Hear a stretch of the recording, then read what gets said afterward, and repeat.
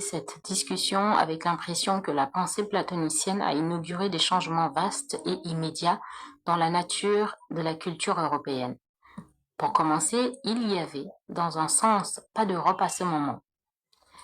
Mais dans un autre sens, ce que nous avons identifié comme l'asili européen, la graine de la culture, avait déjà été planté. La plantation de cette graine avait dû se produire dans les premiers jours du développement tribal indo-européen, où il y avait déjà un Utamaro'o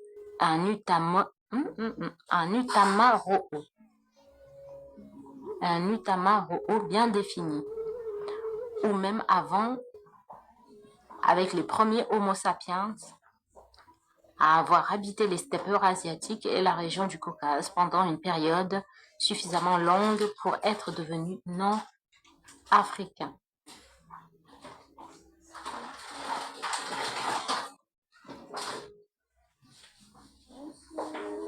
Cela signifie que l'œuvre de Platon était d'autant plus importante dans le processus de définition de l'Utama-Oiseau, car elle a été préfigurée dans le genre, dans le germe de la culture, nécessaire si la Scylla devait être réalisée. Je reprends.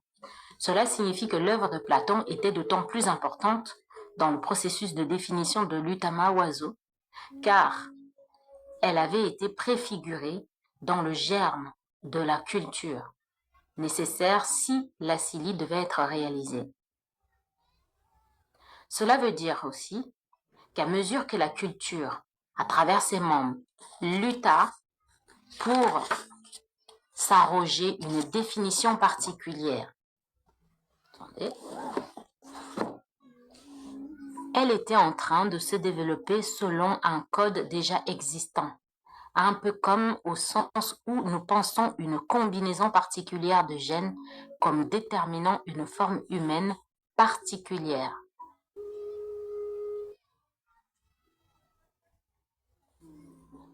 Donc, en fait, ils avaient déjà cet asili, comme on disait, qui était déjà en eux, en fait.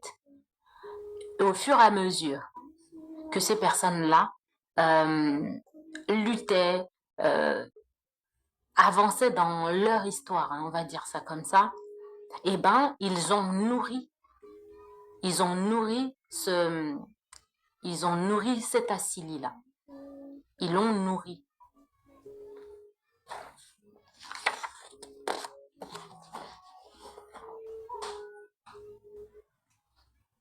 Donc, le germe insiste pour satisfaire la formulation de...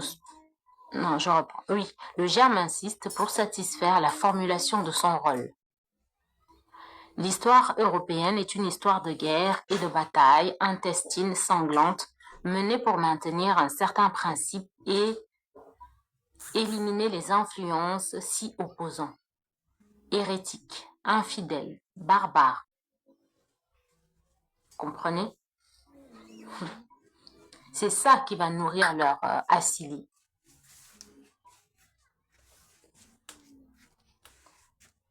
C'est une histoire de comportement agressif à l'encontre des autres cultures.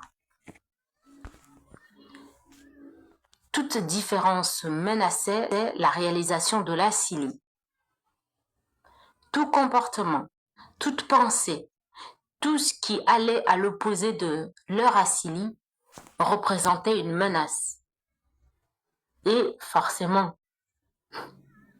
il fallait régler son compte. D'où cette guerre menée contre les infidèles, les guerres qu'ils ont menées pendant presque 1000 ans. Presque 1000 ans, ces guerres-là. Donc ces guerres ont permis de développer de renforcer leur asili. Tous ces comportements-là. Donc, je reprends. C'est une histoire de comportement agressif à l'encontre des autres cultures. Donc, à l'encontre des autres cultures. Toute différence menaçait la réalisation de l'asili. C'est comme la lutte d'un enfant qui veut naître. Voilà. Empêcher cet enfant de sortir du ventre, c'est vraiment l'empêcher de naître. Et donc cet enfant lutte, il lutte pour sortir. Donc cette lutte-là, ça représente des guerres qu'ils ont menées, les violences qu'ils ont dû mener, les agressions aux autres peuples. C'est parce que ça empêchait leur Assili d'émerger en fait. La bataille est menée parce que l'Assili existe. Et la pensée platonicienne est aussi significative, déterminante, parce qu'elle convenait à l'Assili.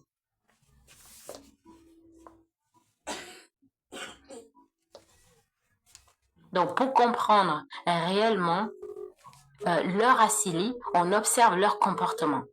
Les guerres sans arrêt, les agressions sans arrêt, les menaces, les dominations, etc. C'est parce que ça correspondait à leur Assili. Et ça nourrissait leur Assili, ça permettait à leur Assili de pouvoir se former.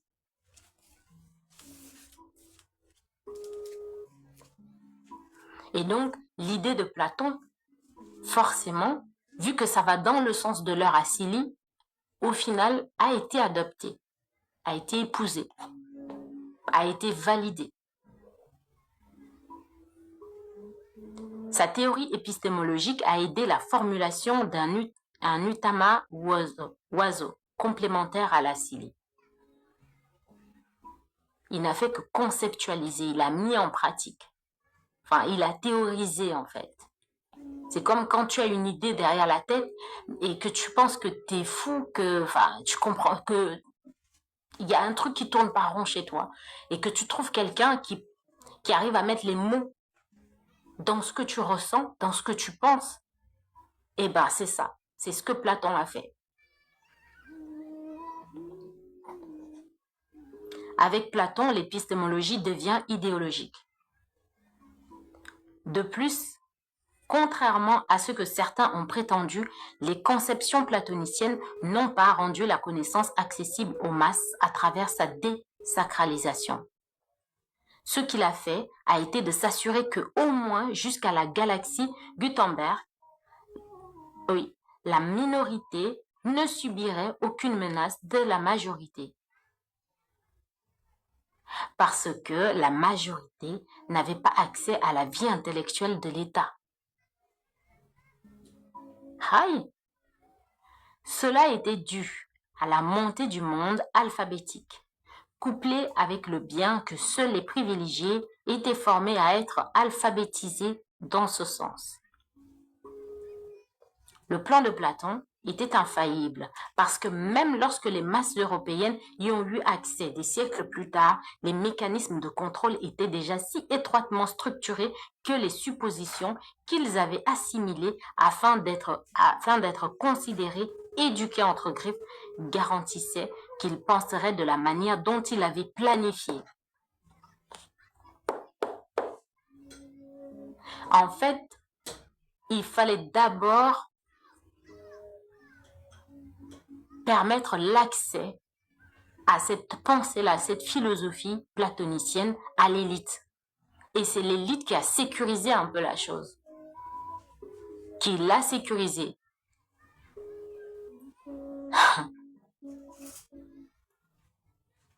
C'est...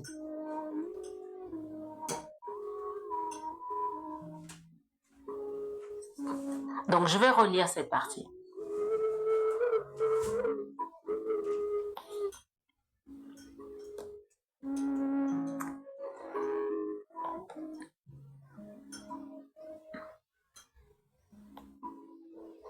Avec Platon, l'épistémologie devient idéologique. De plus, contrairement à ce que certains ont prétendu, les conceptions platoniciennes n'ont pas rendu la connaissance accessible aux masses à travers sa désacralisation. Ce qu'il a fait a été de s'assurer que, au moins jusqu'à la galaxie Gutenberg, la minorité, donc l'élite, l'État, ne subirait aucune menace de la majorité, donc du peuple. Parce que la majorité n'avait pas accès à la vie intellectuelle de l'État.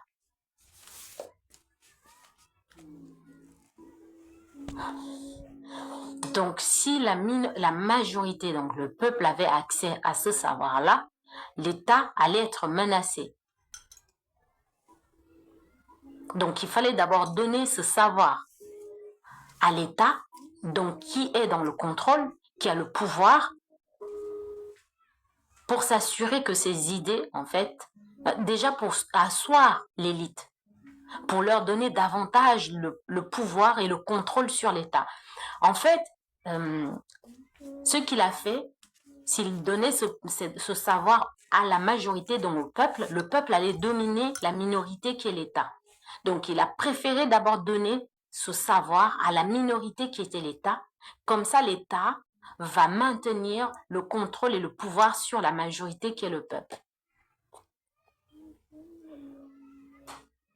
Et comme ça, des siècles plus tard, même quand la majorité va avoir accès à ce savoir-là, la minorité a déjà bien instauré les processus, les différents... En fait, a déjà sécurisé la pensée. Je sais pas, le critique, tu vois un peu le truc? Ouais, c'est très, je sais pas comment dire ça, mais c'est très subtil et c'est vraiment de la ruse, hein, en réalité. Je pense qu'on avait abordé la question là déjà les jours précédents quand on avait lu cette partie de la connaissance là et tout, la manière dont Platon présente les choses. On avait dit que c'était d'abord la priorité, c'était réservée aux hommes politiques. Et même quand il libère la connaissance, et même jusqu'aujourd'hui, parce que l'objectif c'est de toujours garder la masse dans l'ignorance totale et bien contrôler la masse. Et même quand ils disent qu'ils ont donné la connaissance à la masse, mais quel genre de connaissance en réalité? Il y a une différence entre la connaissance qui est donnée à la masse et la connaissance qui est gardée par eux-mêmes pour bien maintenir la masse dans l'ignorance et dans la manipulation. C'est-à-dire qu'on vous donne une illusion de connaissance. Vous pensez que vous avez de la connaissance, mais en réalité non, parce que ça se voit jusqu'aujourd'hui, hein, la minorité est toujours celle qui domine. Cette minorité, on lui a donné le nom d'élite, l'élite politique, l'élite ceci, cela, c'est cette minorité qui domine, et ça fait que ça prouve que vous n'avez pas les mêmes connaissances en réalité. Et on l'a vu, même chez nous sur le continent, quand ils sont venus. Ils ne nous ont pas donné la connaissance qui nous rendrait autonomes et indépendants. Sinon, ben, ils disparaîtraient eux-mêmes, leur système s'écroulerait tout de suite.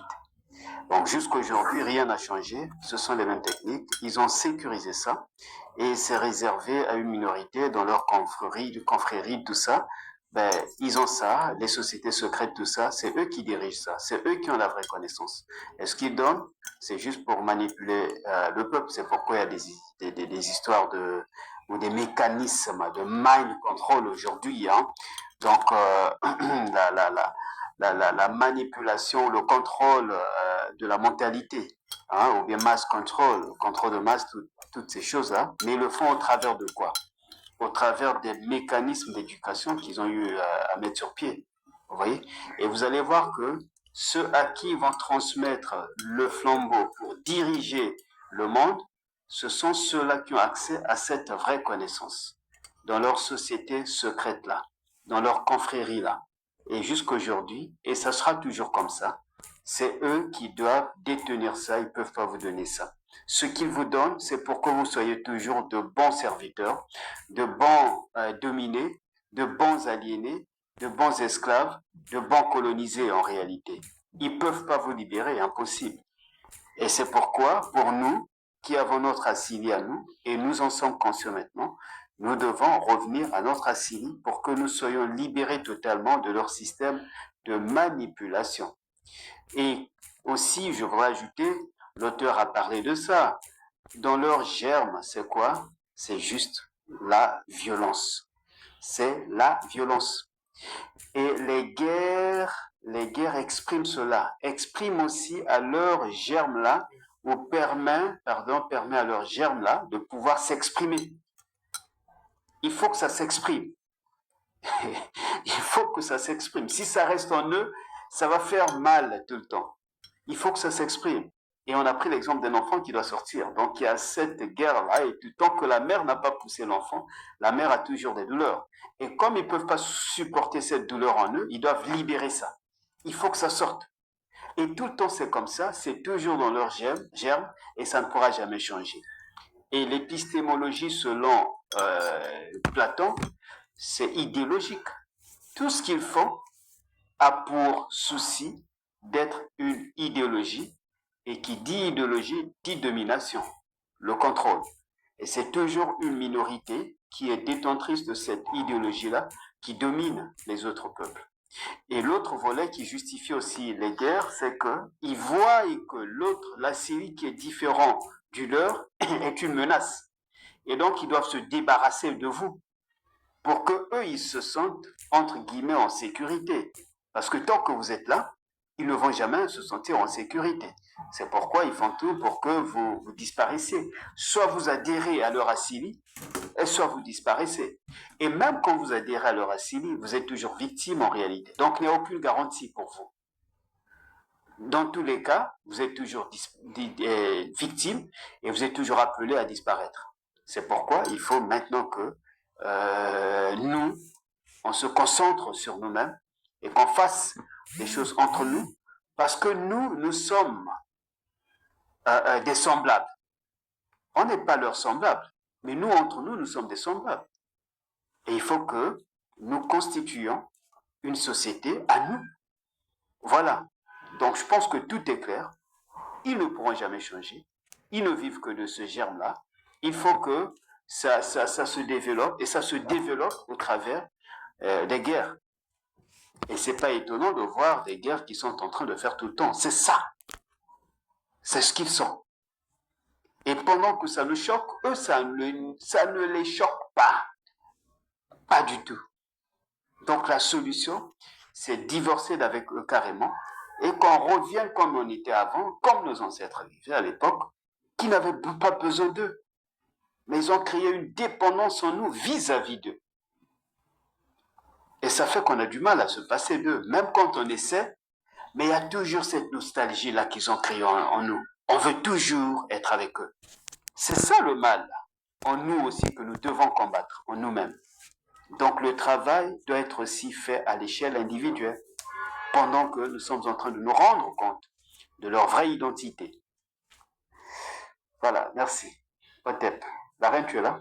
Oui, oui, je suis là. Merci beaucoup, le critique. Tu as dit quelque chose sur lequel je vais rebondir parce que c'est tellement important. Quand on a lu Walter Rodney, tu as pris la référence de Walter Rodney et qu'ils ont choisi quel type d'éducation il fallait transmettre aux colonisés qui étaient sous domination. Donc, c'est exactement, je pense, hein, pour moi, c'est exactement la même chose à peu près que Platon a envisagé dans un premier temps. Parce que, au final, quand l'élite a le savoir, il leur donne des outils. Et ces outils-là, la minorité, donc l'élite, va choisir, va personnaliser selon les ambitions qu'ils ont vis-à-vis de leur cité, leur État, leur peuple. Voilà. Donc, ils vont maintenant personnaliser, ils vont choisir le type d'éducation et même à qui on donne quel genre de savoir, à qui on donne quel type de pensée, quel type, qui a accès à tel ou tel type de philosophie, tel ou tel type d'ouvrage. Ils vont le faire. Et de toute façon, c'est encore présent dans leur société où il y a certaines écoles, les écoles des élites, c'est pas tout le monde qui a accès. Et le savoir, ce qu'on enseigne là-bas, les outils, hein, on leur enseigne certaines choses qui ne sont pas du tout accessibles à un occidental lambda qui n'a pas de moyens du tout. Donc, je pense que c'est très, très vicieux. C'est très, très vicieux. Et c'est clair que personne ne peut les changer. Je pense que même eux-mêmes, ils peuvent pas. Je pense pas.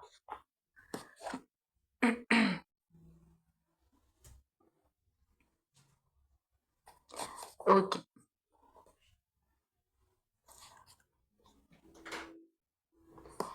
Donc, le plan de Platon était... Pardon, excuse-moi. Ouais, merci. Quand tu as parlé même d'école d'élite et tout, et même à ce niveau, il y a des choses qui donnent à tous. Il y a d'autres qui ne donnent pas tous, il y a d'autres qui le donnent en cachette encore.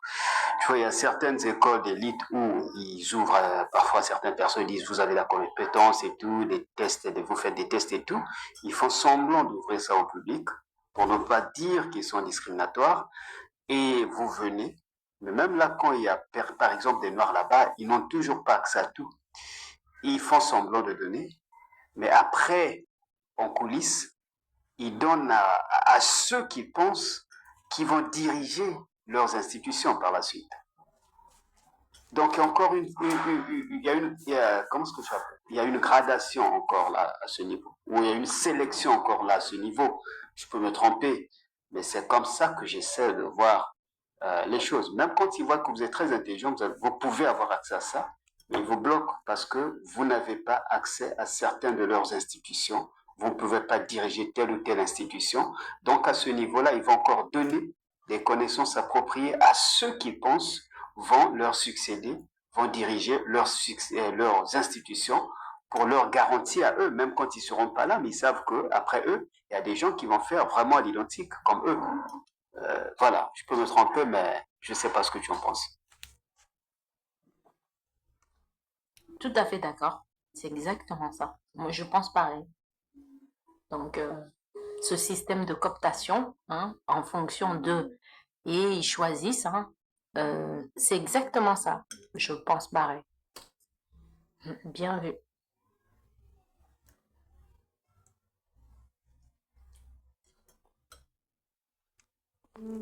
Ok, je continue. Donc, le plan de Platon était infaillible parce que même lorsque les masses européennes y ont eu accès des siècles plus tard, les mécanismes de contrôle étaient déjà si étroitement structurés que les suppositions qu'ils avaient à assimiler afin d'être considérés entre griffes éduqués garantissaient qu'ils penseraient de la manière dont ils l'avaient planifié. Oula. C'est comme si sa main s'est étendue sur des siècles d'existence culturelle, à mesure que le style cognitif européen, donc Utama-Oizo, devenait une extension du platonisme. Non seulement les intellectuels européens, mais aussi tous les intellectuels seraient formés à l'académie. Elle dit bien, non seulement les intellectuels européens, mais aussi tous les intellectuels seraient formés à l'académie, héritage de Platon, un testament du succès de l'impérialisme culturel européen.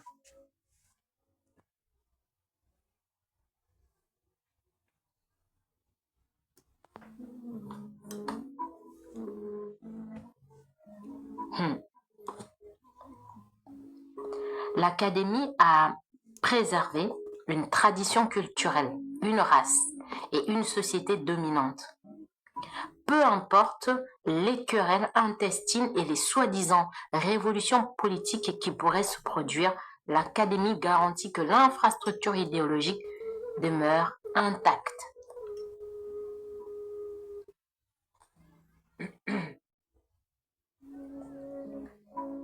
C'est fort, hein? Je vais relire ça. C'est très fort.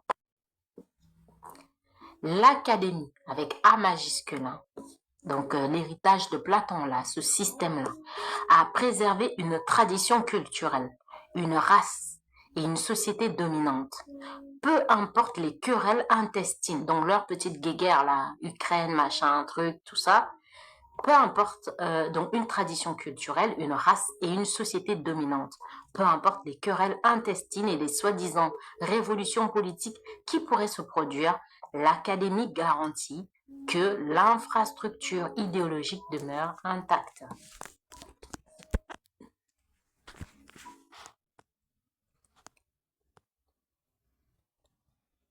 Désolé, je vais boire de l'eau.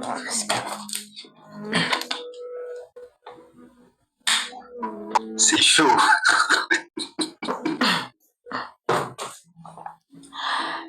La machine, elle est en place, hein. Donc, il pourrait se se faire toutes ces petites guerres-là, tout ce que vous voyez.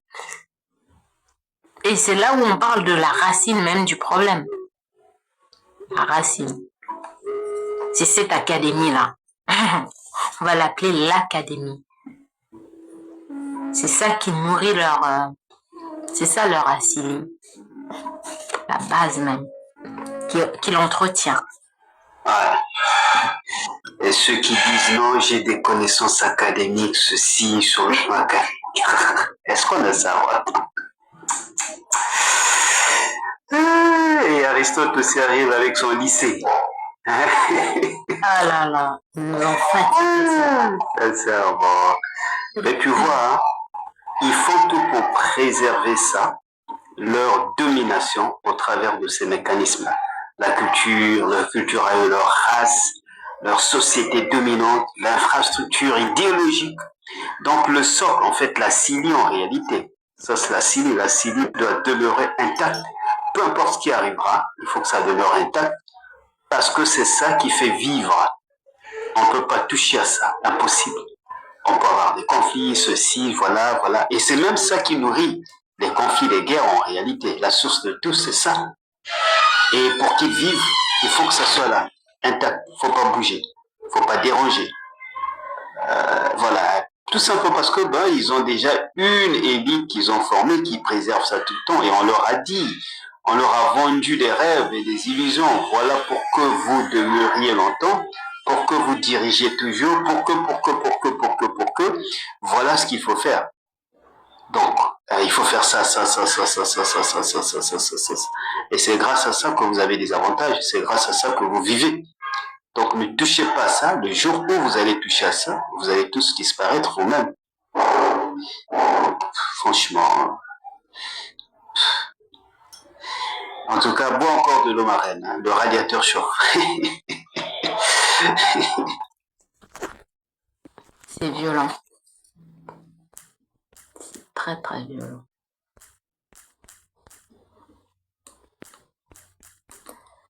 Ok.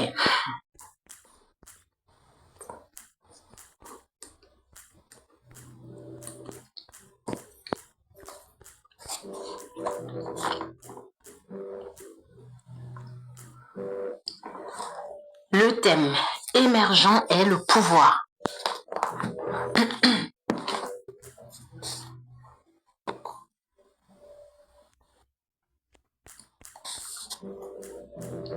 Ce qui commence à se dessiner à partir de cette discussion initiale est le portrait de l'Utama oiseau européen répondant à un Asili qui cherche le pouvoir.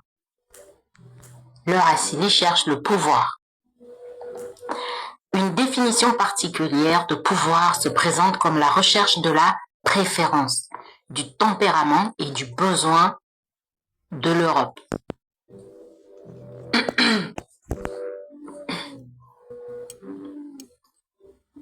Le pouvoir est ici défini, non pas comme le pouvoir de faire, qui résulte du don et de la réception d'énergie issue de forces dans l'univers et à travers l'interaction avec ces forces à mesure qu'elles se manifestent en des modalités variées de l'être naturel. Au lieu de cela, il est défini comme pouvoir sûr, entre griffes, et est fondé sur, ou plutôt provient de la séparation. Le pouvoir sur, et ce pouvoir-là est fondé sur, ou plutôt provient de la séparation. Ceci est l'objectif fanatique européen, le pouvoir de faire, cherche l'équilibre et l'harmonie. Le pouvoir sûr, ça c'est le pouvoir que leur Asili cherche, ne fonctionne qu'à travers la modalité du contrôle. Il empêche la relation cosmique, communautaire ou sympathique. Ça me fait penser à cette peur qu'ils ont que les Noirs se mettent ensemble. Le communautarisme noir les effraie. Ils tolèrent que le peuple élu se met ensemble. Ils tolèrent que les Pakistanais se mettent ensemble, que les Chinois se mettent ensemble, que tout le monde se mette ensemble, mais que les Noirs se mettent ensemble.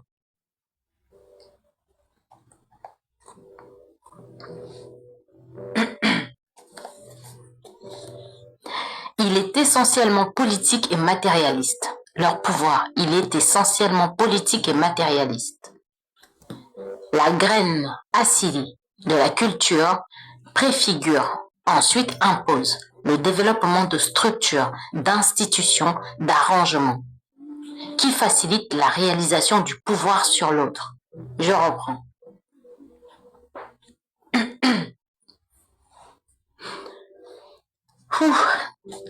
La graine assili de la culture préfigure, ensuite impose le développement de structures, d'institutions, d'arrangements entre griffes qui facilitent la réalisation du pouvoir sur l'autre. Les formes qui sont créées au sein de l'aventure culturelle européenne, peuvent ainsi être comprises comme des mécanismes de contrôle dans la poursuite du pouvoir. C'est ce qu'ils ont tous en commun. C'est la clé de leur explication culturelle. Le fondement idéologique de la culture est la volonté de puissance. L'utama-oiseau, ou la pensée structurée par la culture, réordonne l'univers en relation qui prépare pour l'illusion du contrôle. Je reprends. L'utama-oiseau, ou la pensée structurée par la culture, réordonne l'univers en relation qui prépare pour l'illusion du contrôle. La séparation doit venir en premier. La CELI force sa propre autoréalisation à